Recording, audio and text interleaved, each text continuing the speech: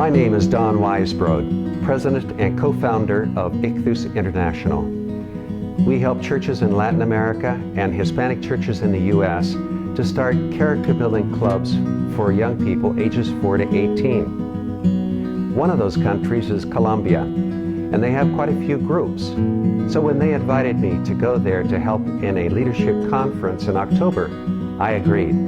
Some of the pastors in the 50 churches that have Icthus groups there have started calling their groups anti-gang gangs because they keep their kids out of gangs.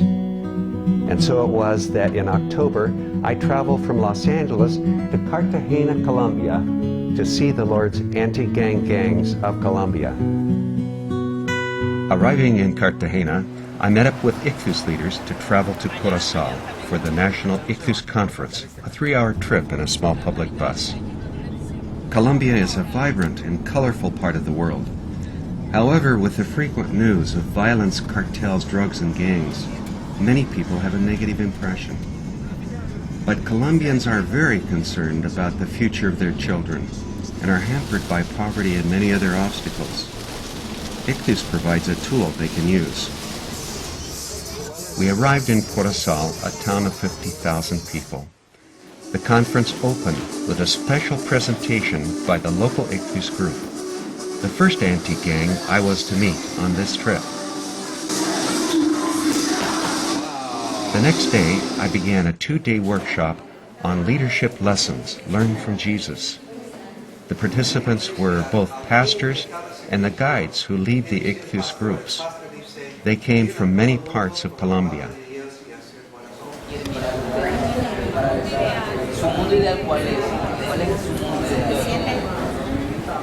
During a break, I talked with Pastor Tapia of a church in Curaçao, which has Icthus.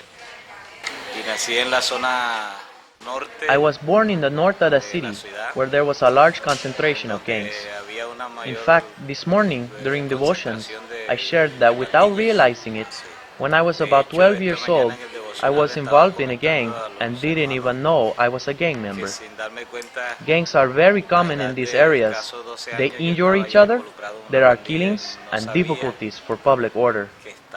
Icthus is not just a social club where kids go, play and have recreation. Icthus is a ministry where kids receive good foundation in the Word. It is a way to prevent them from getting involved in drugs, gangs, and any of these things that can carry them into a tragedy.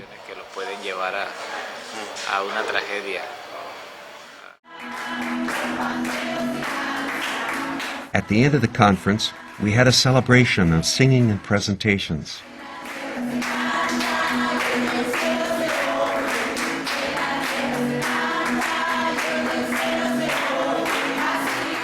Three Icthus children helped make a presentation honoring the national director, Lucas Ramos.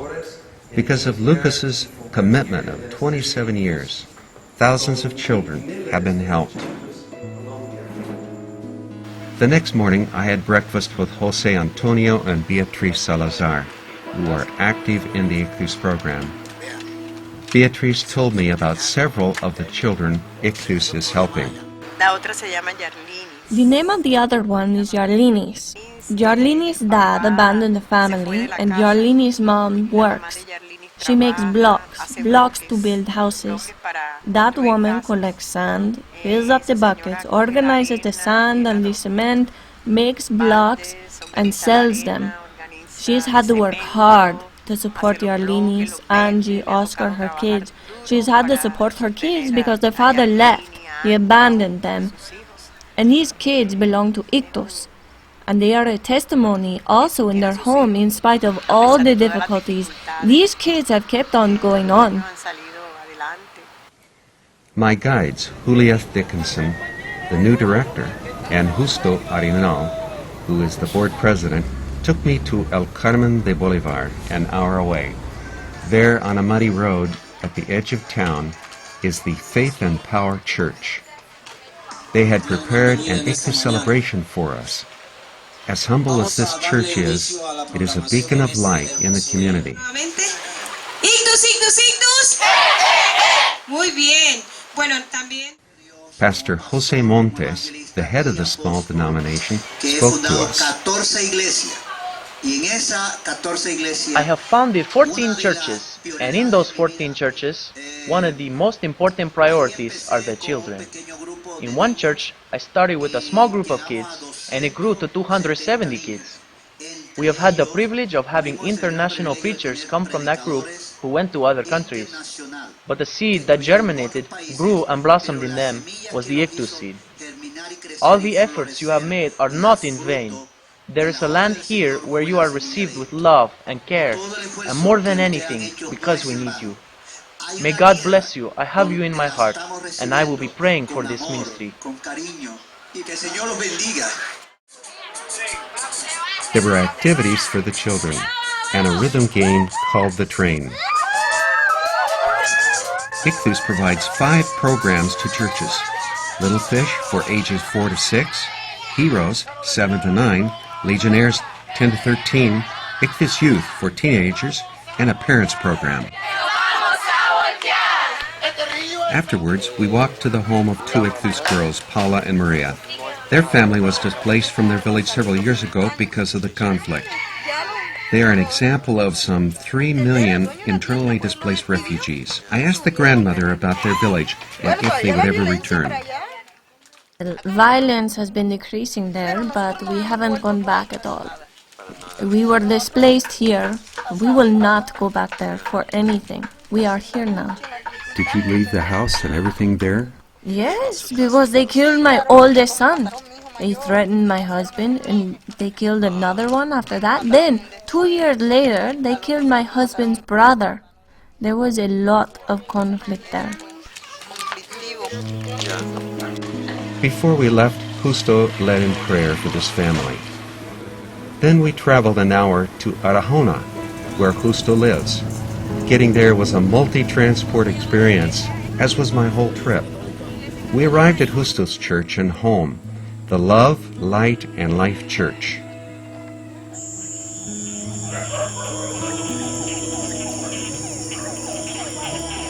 In the evening, Icthus children and their parents arrived. Some of the children had come quite a distance on foot. As with all Icthus meetings, they start with the Icthus song about putting on the armor of God.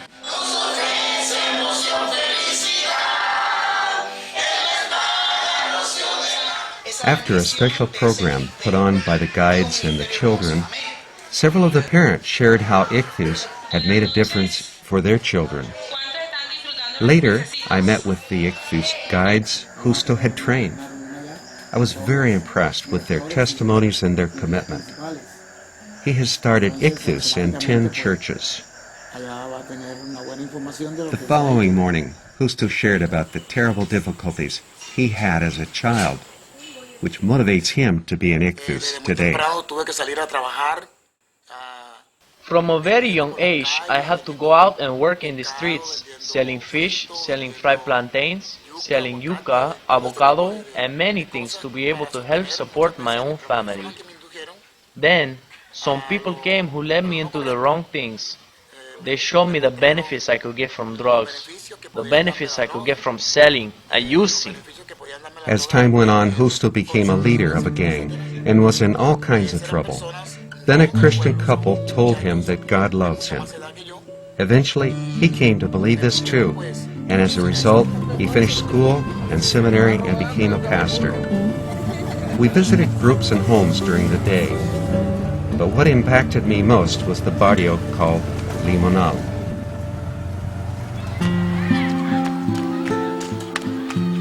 The people are suffering greatly here because of few resources, the poverty, and little work. But I sensed a spirit of hope at the Rock of Horeb Church from a teenager. Samuel Canoles is part of the Icthus Youth Program for teens. I asked him if Icthus was important in reaching the youth in his community.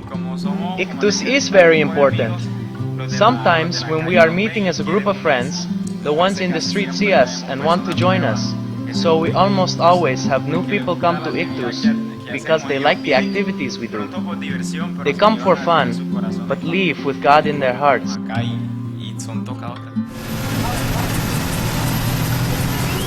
Later in the afternoon, we took the bus back to Cartagena. That evening was my last opportunity to see the Lord's anti-gang gangs on this trip. Children and guides were gathered for a celebration at the New Life Church. As guides and kids shared their testimonies, I felt certain the Lord was at work in their lives. I returned to the U.S. even more excited about what the Lord is doing and how we can help more churches start anti-gang gangs for children and youth throughout Latin America and the U.S. That is our challenge.